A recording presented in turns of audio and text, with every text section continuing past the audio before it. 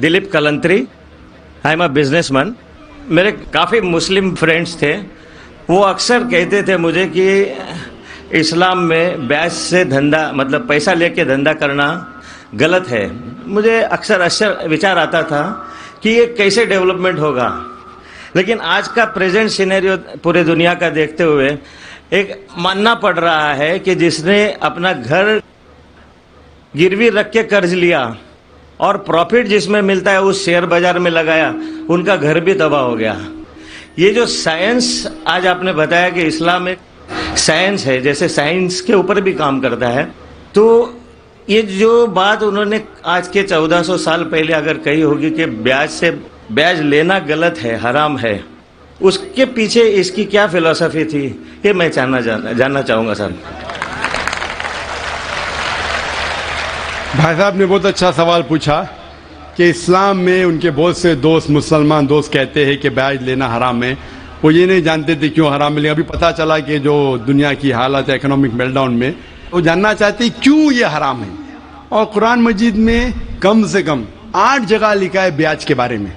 तो ब्याज लफ्ज़ है अरबी में रिबा, सूरह निसा में, सूरह इमरान में, और कहा गया है सूरह बकरा में सूरह नंबर 2 आयत नंबर 278 और 279 में कि आप ब्याज से दूर हो, और जो कोई ब्याज से दूर नहीं होगा अल्लाह और अल्लाह के रसूल उन पर ऐलान जंग करेंगे।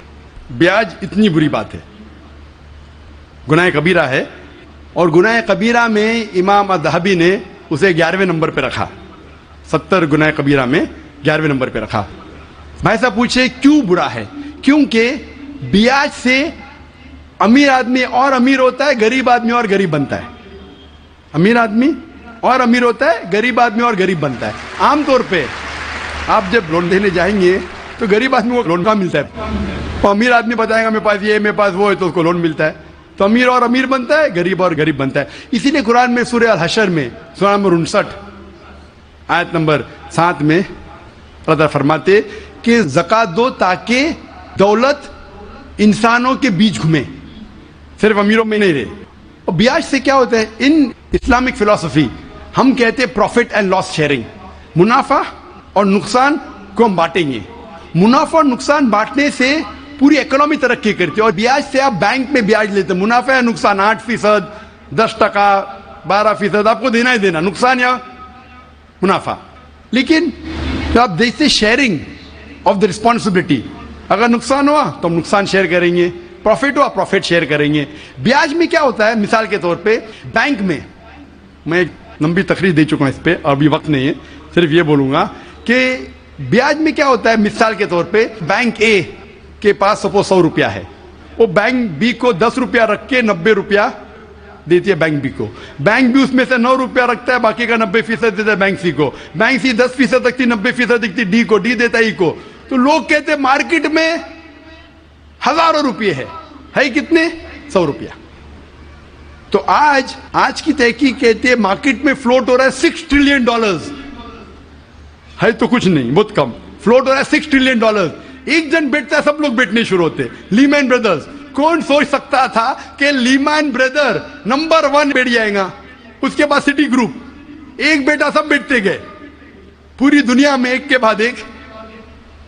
तो क्योंकि it doesn't improve the society.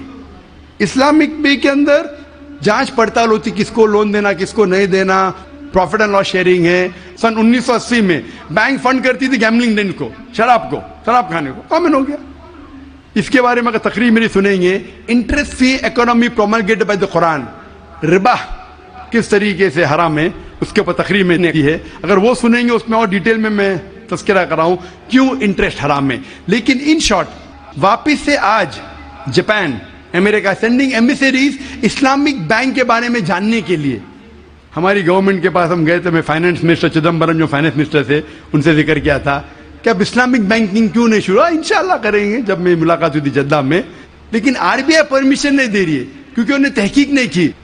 England दे चुकी है, कई ममालिक दे चुके। इंडिया भी अगर इस्लामिक बैंक को जिसमें प्रॉफिट एंड लॉस शेयरिंग है अगर उसकी इजाजत दी तो इंशाल्लाह इंडियन इकोनॉमी भी बढ़ेगी इंशाल्लाह। Hope that answers the question.